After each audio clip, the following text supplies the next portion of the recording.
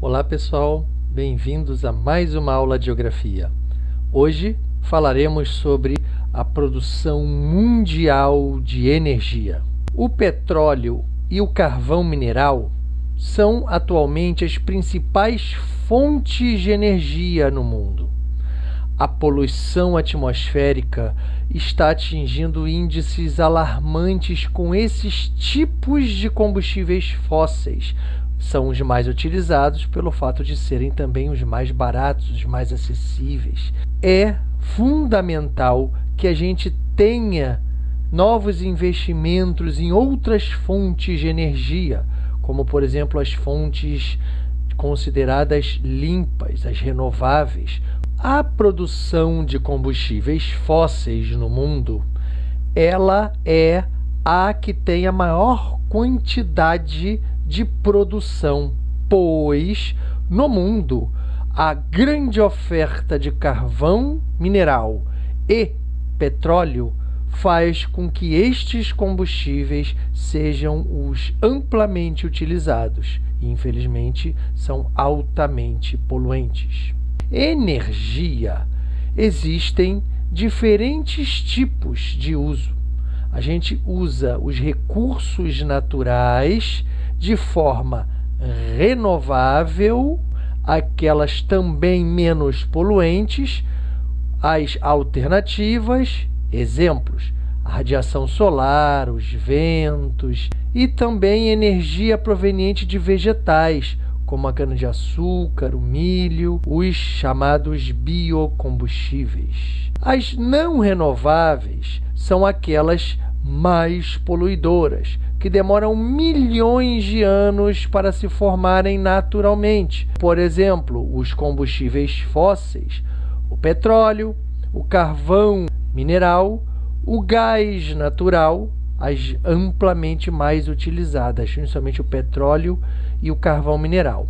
Não podemos nos esquecer também do urânio, uma fonte radioativa de energia geralmente utilizada pelos países mais desenvolvidos. Observando aqui o consumo de energia mundialmente, o petróleo e o carvão mineral, eles são disparados os mais utilizados, porém causam sérios danos ao meio ambiente, pois eles são capazes de aumentar a níveis alarmantes o gás carbônico CO2 na atmosfera, intensificando o efeito estufa, um fator natural, mas o homem vem ampliando de forma exagerada o seu efeito.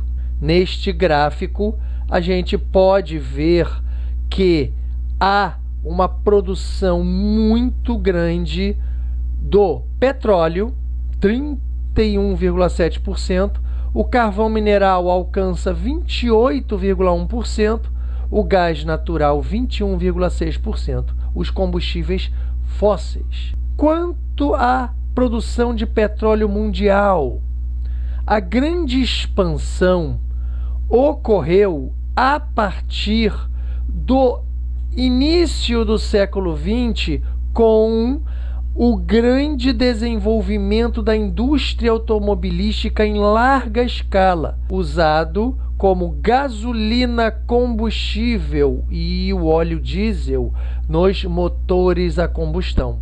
Além dos combustíveis, nós também verificamos o uso do petróleo principalmente na questão de matérias-primas, na fabricação de diversos produtos. Olha ao seu redor, você vai ver alguma coisa que contenha plástico, borracha sintética, tudo que tem cor ao nosso redor é proveniente do petróleo, a questão da cor, da tinta nos tecidos, nas paredes, etc. Petróleo é a base mundial da economia. Não é só uma energia de fonte de combustível, mas também matéria-prima.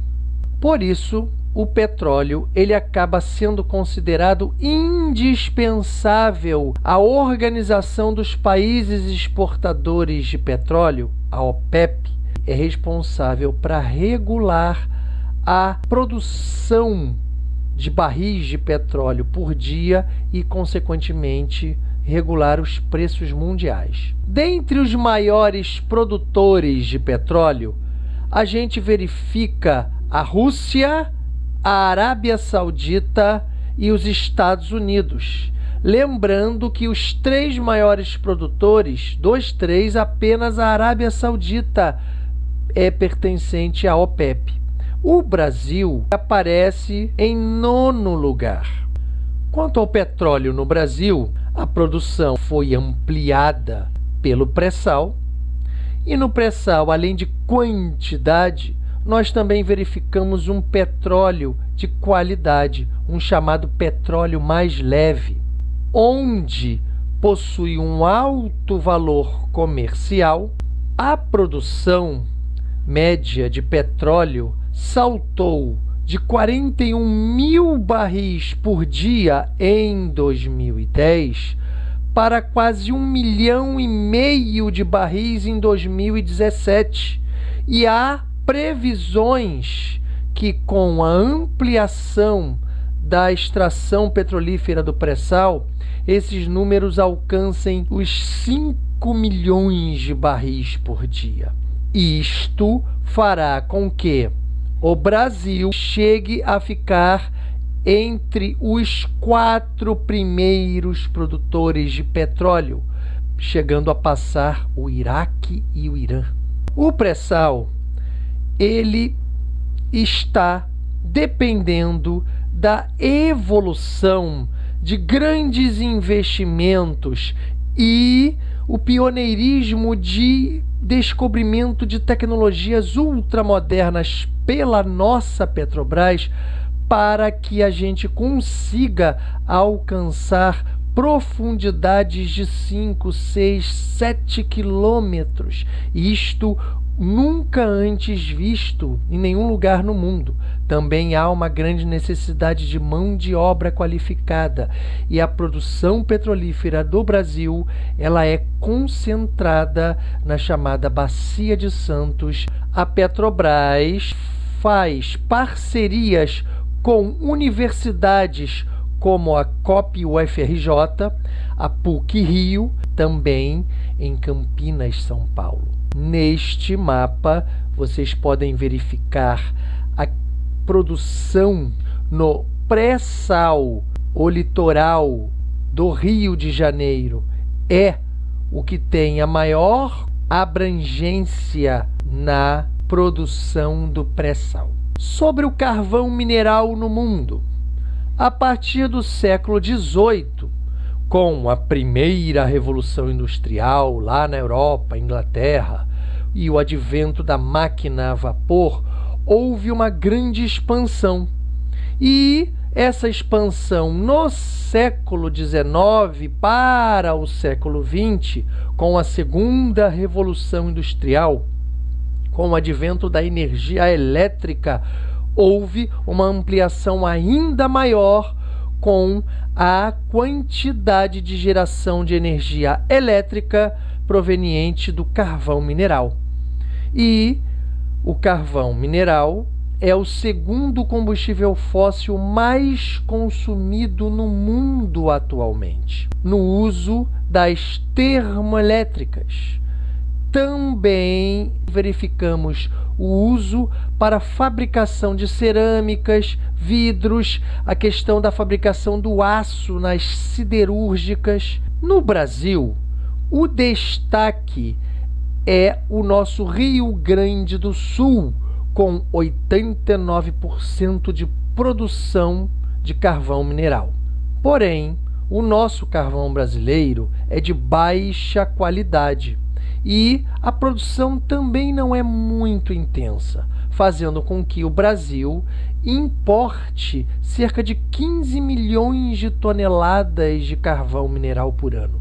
Aqui nesse gráfico, a gente pode ver os maiores produtores de carvão mineral.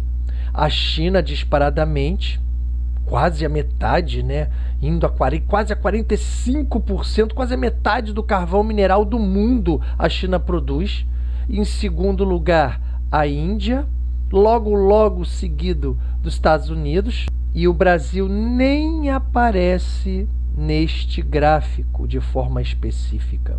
As consequências do uso exagerado de combustíveis fósseis são catastróficas.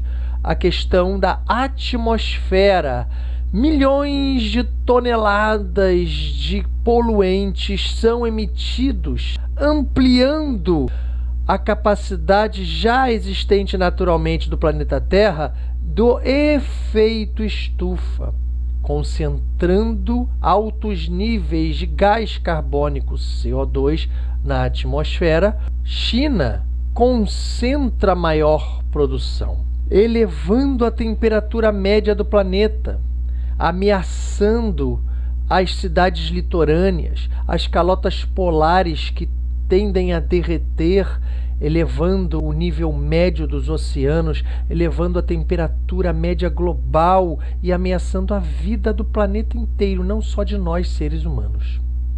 Neste gráfico, a gente pode ver os combustíveis que mais emitem gás carbônico. Veja bem, quase 45% é o carvão mineral, o combustível, vamos dizer assim, mais sujo do mundo, seguido do petróleo e, em terceiro lugar, o gás natural, os três chamados combustíveis fósseis.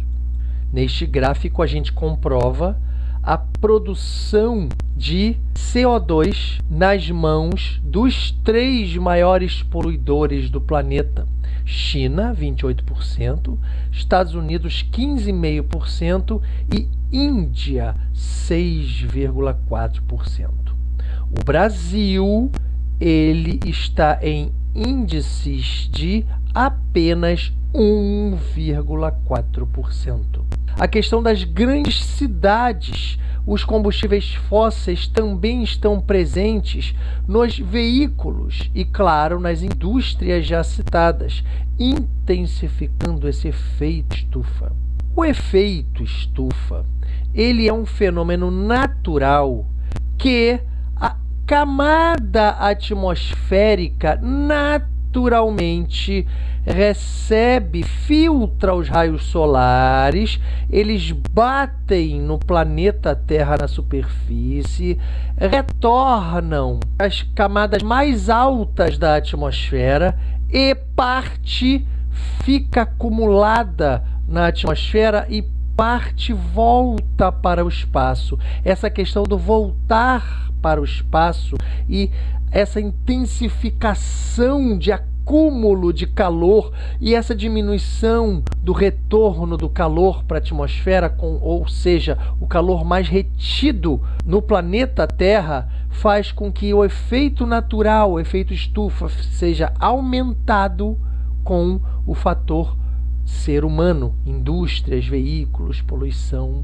Neste desenho, a gente pode ver a ilustração do que eu acabei de explicar. A luz solar penetra na atmosfera, parte do calor fica acumulado no planeta Terra, parte do calor volta para o espaço com o fenômeno da reflexão de luz e calor, só que com o aumento do gás carbônico, a atmosfera fica mais densa, mais poluída e esse calor fica mais retido aqui, ampliando o efeito estufa. Especificamente falando agora sobre a questão da produção de energia elétrica, a gente vai começar a perceber que nas sociedades modernas é imprescindível que haja esse tipo de energia, mas não podemos esquecer que milhões de pessoas vivem em pleno século XXI sem ela. Observando a Terra à noite numa visão de satélites, podemos verificar que grandes espaços sem iluminação, especialmente na África, são tomados representando uma grande miséria da população desse continente, onde muitos africanos vivem sequer sem energia elétrica. Observando melhor no mapa mundi, a gente verifica grande parte da África, a gente verifica também boa parte aqui da nossa Amazônia, né? Algumas partes até em pleno Brasil, no centro-oeste brasileiro. Verificamos uma grande quantidade localizada de pontos iluminados nos Estados Unidos, Europa e grande parte aqui do Japão, tigres asiáticos e adjacências, a parte aqui do sul e sudeste asiático, vemos também aqui a Índia, mas o que assusta é uma quantidade enorme de pessoas desprovidas de energia elétrica. Na questão da geração de eletricidade, a gente também verifica o carvão mineral tomando a dianteira. 39,3% da eletricidade é gerada por carvão mineral, seguida pelo gás natural e, em terceiro lugar, pelas hidrelétricas. A produção de eletricidade, quase 70% da produção de energia elétrica no planeta está concentrada em apenas 10 países, e dando destaque na China, Estados Unidos e, em terceiro lugar, a Índia. O Brasil, ele aparece aqui em apenas 2,4%. Há diversas formas de produzir energia elétrica, como, por exemplo, usinas hidrelétricas, termoelétricas e nucleares. Também verificamos as chamadas energias alternativas, as que são menos poluentes, as chamadas energias limpas, como, por exemplo, a eólica e a solar. Falando sobre as hidrelétricas, a energia nas últimas 3 décadas, especialmente na questão da produção da hidroeletricidade, geração de energia por água, aumentou de forma bastante significativa na Ásia, especialmente pela China ter a posse da maior hidrelétrica no mundo. E, na sequência, a gente também verifica uma grande produtividade de energia elétrica na América Latina, a questão da produção brasileira, onde a gente verifica também, entre as 10 usinas hidrelétricas, o Brasil tem participação em 3 de 10. Aqui a gente pode perceber que a usina chinesa de Três Gargantas é a maior do mundo, seguida pela usina de Itaipu, que ela é binacional, pertencente à geração brasileira e lá também do Paraguai. A terceira é uma usina Belo Monte, Brasil. E nós verificamos também, lá em quinto lugar, uma outra usina brasileira, Tucuruí 1 e 2, ou seja, colocando o Brasil como pertencente ao segundo lugar junto com Paraguai, Itaipu, terceiro lugar Belo Monte e em quinto lugar Tucuruí. O Brasil tem uma grande capacidade hídrica, além também de ter grande quantidade de rios, mas não é só ter rios, é ter rios planálticos, onde as quedas de água ampliam significativamente a capacidade de geração de energia hidrelétrica. O Brasil tem uma geração de quase 64% de geração de eletricidade pelas hidrelétricas. E como que essa eletricidade é produzida? A força da água movimenta as turbinas, que por sua vez acionam geradores de energia. A queda d'água artificialmente provocada por grandes barreiras de concreto fazem com que haja a geração elétrica pelo movimento das turbinas, que giram ímãs, provocando um campo magnético até se converter em eletromagnético e aí a eletricidade. Chegando então nas linhas de transmissão, onde ela é convertida para nós consumidores finais, residências e indústrias, a 110 ou 220 volts. A implementação de usinas hidrelétricas vem sendo questionada por diversos grupos em defesa do meio ambiente. Apesar de ser um tipo de produção limpa, porque não polui, quando está em plena produção, não polui, mas a sua implementação é capaz de gerar grandes impactos ambientais, como, por exemplo, diversas áreas são alagadas, onde antes tinha vegetação, fauna e flora, passam a ser áreas completamente inundadas, onde também a gente pode verificar áreas de moradia de seres humanos, não só animais. Uma alternativa é construir centrais hidrelétricas de menor porte, que inundam áreas menores, mas a gente pode ficar sem a produção de energia elétrica em períodos de maior estiagem. O Brasil ele já é altamente dependente do regime de chuvas, o regime pluviométrico, com grandes usinas, imagina com usinas menores. Porém, a gente tem menos impactos ambientais. Essa discussão de a favor, contra, a gente vem acompanhando na implementação da nossa usina hidrelétrica de Belo Monte, onde promove a geração de energia hidrelétrica através das águas do rio Xingu, que foi inaugurada em 2016 e foi concebida para ser a segunda maior hidrelétrica do país, apenas atrás de Itaipu.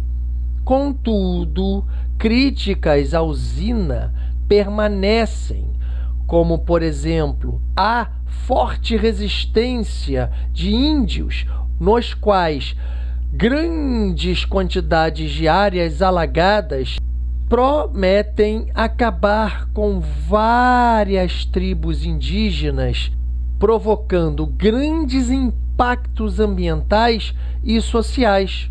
Também verificamos, por outro lado, que há uma grande necessidade para os próximos anos que a gente tenha ampliação da produtividade de energia elétrica no Brasil. E a capacidade hídrica brasileira é grande. E o Brasil, por esse lado, por necessidade, por demanda de consumo que vem aumentando no mundo inteiro e no Brasil, o nosso país precisa ampliar a capacidade energética. Sobre esse centro de a favor e contra na questão da usina do Belo Monte, a gente aqui destaca alguns problemas na instalação de uma hidrelétrica, como já citados, impactos ambientais, impactos sociais, na questão do alagamento de vários quilômetros quadrados, onde fauna e flora ficam debaixo de água e bairros onde as pessoas morariam deixam de ser habitáveis para gerar aquele represamento e atrás da represa aquele grande lago artificial. No entanto, não é apenas uma hidrelétrica que tem impactos ambientais. A geração de energia elétrica, ela não é perfeita no mundo. A gente sempre vai encontrar um maior ou menor problema dependendo do tipo de geração de energia. Por exemplo, a questão da geração de usinas nucleares. Elas são muito mais perigosas. Acidentes nucleares podem ser absurdamente perigosos, podem matar muita gente durante décadas, às vezes mais de um século.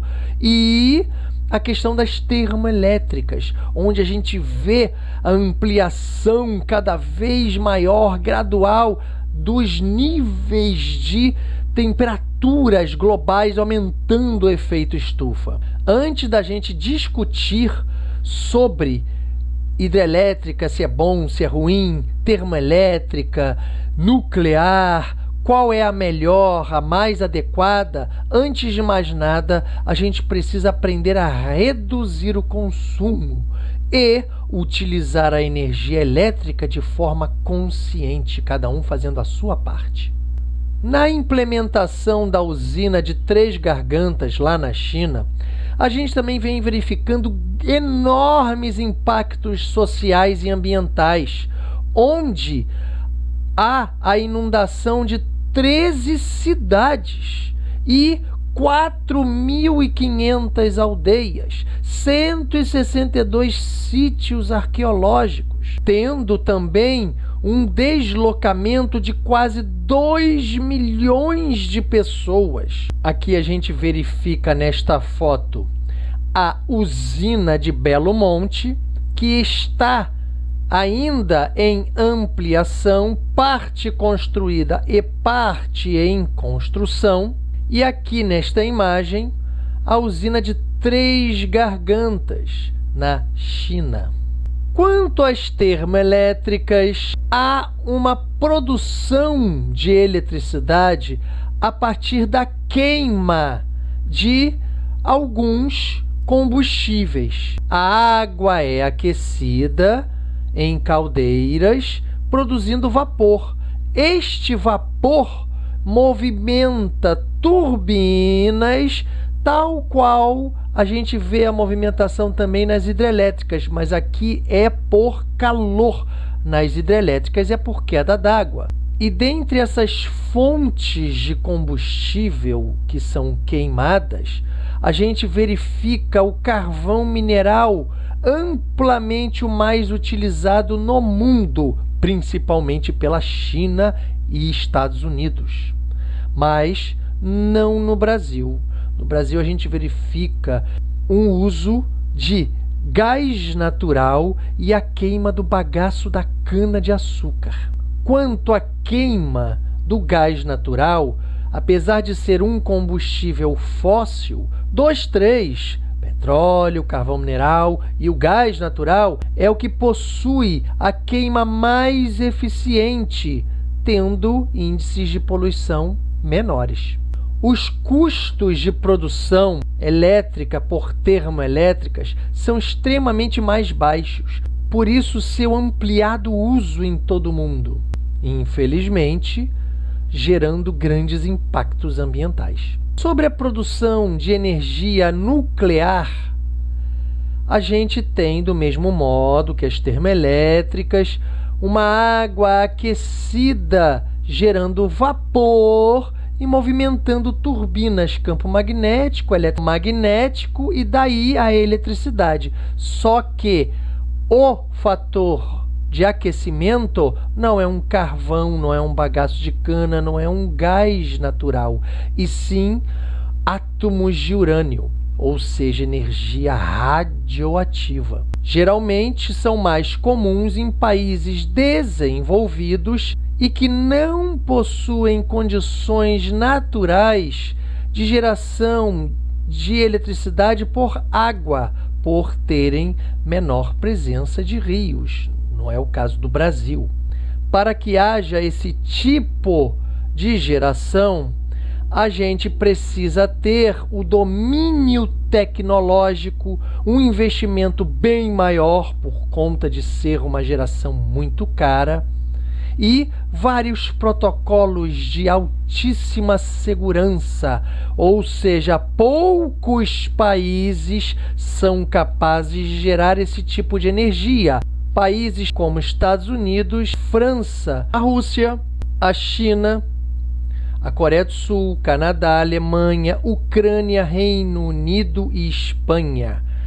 A questão da Rússia, China, parte da Alemanha, quando ela era oriental e ocidental, no caso oriental, e a Ucrânia, são estes países que já foram oriundos da antiga União Soviética. Dentre os argumentos a favor da emissão de energia nuclear, a gente verifica que há uma redução na emissão de gases poluentes.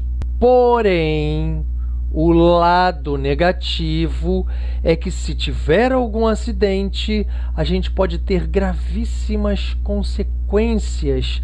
E também há a questão do lixo radioativo a ser descartado, provocando problemas de armazenamento. O Japão chega a alugar foguetes para despejar lixo radioativo para o espaço.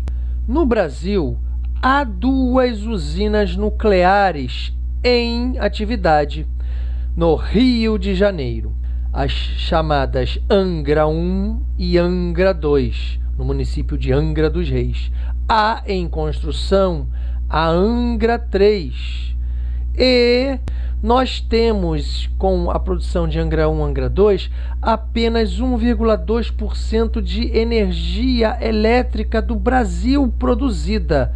Parece pouco, de fato é pouco, mas só o fato da gente perceber que apenas 2 usinas produzem, e são usinas da década de 60, usinas antigas, e ainda em operação, a gente verifica 1,2% com 2 usinas. Veja como tem uma grande capacidade energética a questão da produção nuclear. Aqui nós verificamos uma foto do centro nuclear em Angra dos Reis, Rio de Janeiro. Além dos riscos já ditos, como por exemplo a questão de acumular lixo nuclear durante muitas décadas, a questão de acidentes, podemos verificar na prática 2 graves acidentes na história da humanidade.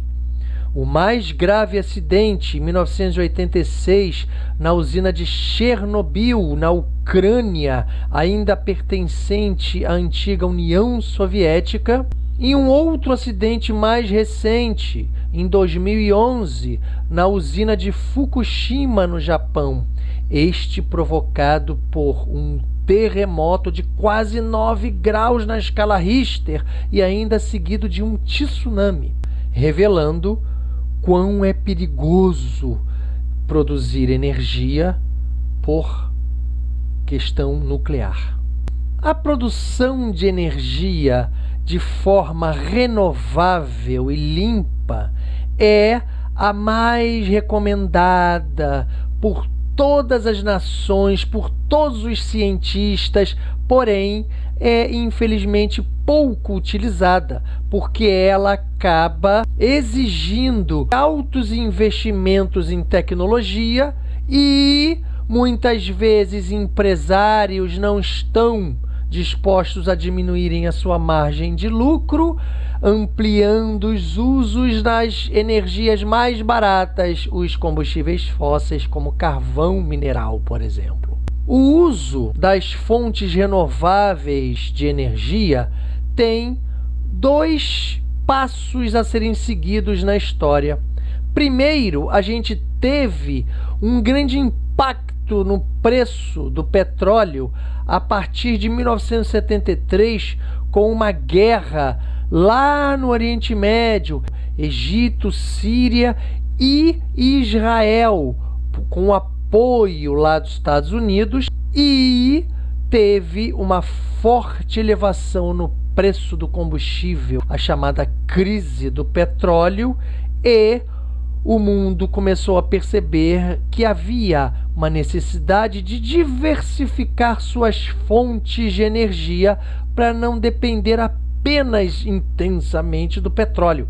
Em 1975, o governo brasileiro desenvolveu o programa Proálcool, elaborando um tipo de produção de combustível, o etanol, através da cana-de-açúcar, fazendo com que veículos automotores não fossem apenas alimentados por gasolina vinda do petróleo, mas etanol vinda da cana-de-açúcar. Infelizmente, o Brasil não investiu. Na década de 80, o Brasil entrou numa crise, grande hiperinflação, década de 80, década de 90, principalmente essa hiperinflação engoliu a economia brasileira e o Brasil ficou adormecido por quase 20 anos nesse projeto do Proálcool. Consequentemente, os Estados Unidos ultrapassou o grande projeto brasileiro na produção de álcool, etanol, pela cana-de-açúcar. Os Estados Unidos produz etanol pelo milho e hoje eles são os maiores produtores mundiais de etanol, passando o Brasil. Além de se verificar na década de 70 a grande necessidade de se buscar novas fontes de energia, atualmente o mundo vem presenciando que os combustíveis fósseis têm causado grandes impactos ambientais. Então há a necessidade de se propagar cada vez mais fontes renováveis e limpas. Aqui a gente verifica uma usina solar no México. O mundo precisava muito que fossem ampliadas essas formas alternativas de energia. Infelizmente, isso ainda está muito tímido. Dentre as principais energias renováveis estão a hidráulica, a solar, a eólica e a biomassa. Também encontramos outros dois tipos de produção alternativa de energia, como a produção pelo movimento das marés e a produção geotérmica, pegando a capacidade de aquecimento do planeta Terra natural lá das profundezas da camada da litosfera. No uso da biomassa, a gente encontra, por exemplo, a produção de etanol no Brasil pela cana-de-açúcar, nos Estados Unidos pelo milho, e além de se produzir a cana-de-açúcar aqui no Brasil, gerando o etanol, a gente também usa o bagaço da cana para ser queimado e usado em usinas termoelétricas, sendo uma fonte renovável e muito menos poluente do que o carvão mineral. Aqui nesses dois gráficos a gente verifica bem a diferença. A gente, quando fala de energia, nem sempre energia é elétrica. A gente verifica a energia como combustível, por exemplo, energia de fontes primárias. E a questão da produção hidráulica, a gente verifica apenas 2,5% nas fontes alternativas. A biomassa é a maior responsável, como, por exemplo, o uso de etanol, o bagaço da cana. Na energia elétrica, aí sim a gente já vai ver uma maior presença na questão da energia hidráulica. A biomassa já é muito menos utilizada, 1,9%.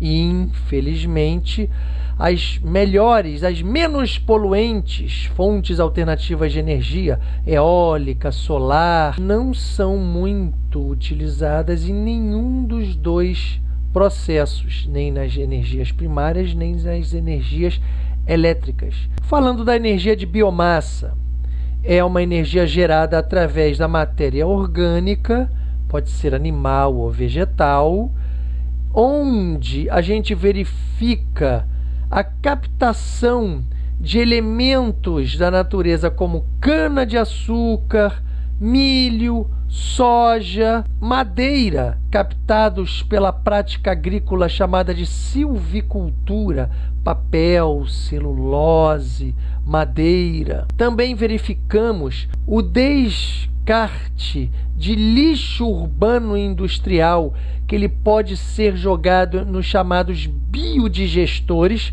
onde ali hermeticamente fechado, ele é capaz de gerar gás metano para a produção de energia elétrica, diminuindo e fazendo reuso do lixo, o chamado biogás. No nosso Brasil, não só o etanol, mas a gente também verifica o biodiesel, que tem uma mistura de óleo de mamona, de soja e de gordura animal, sendo adicionado ao diesel. Assim como no Brasil, também a gente vê a nossa gasolina com adição de etanol. Isso faz com que haja uma menor poluição da atmosfera. Quanto à produção de energia eólica, a gente verifica que há muitos séculos esse tipo de energia já vem sendo utilizada pelo ser humano.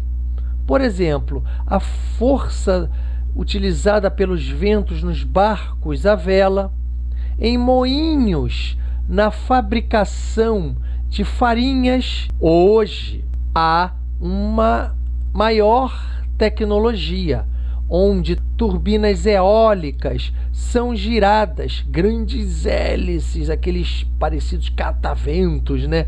Eles são girados, uma turbina gerando eletricidade a partir de um campo magnético e daí gerando o produto final, energia elétrica. Porém, exige ventos constantes.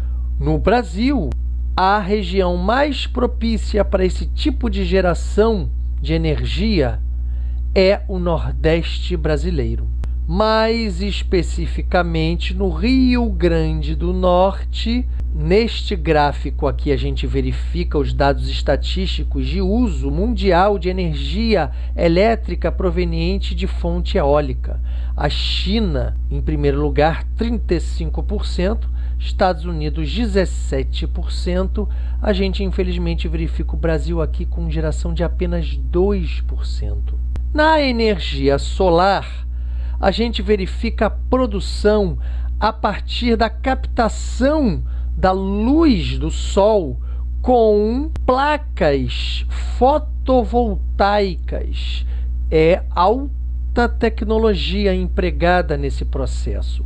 Nos últimos anos, vem diminuindo intensamente os seus preços e, por este fator, a gente verifica um crescimento rápido atualmente no mundo nesse tipo de produção de eletricidade. Porém, ainda é muito concentrada em países como China, Estados Unidos, Japão, Alemanha, Itália e Índia.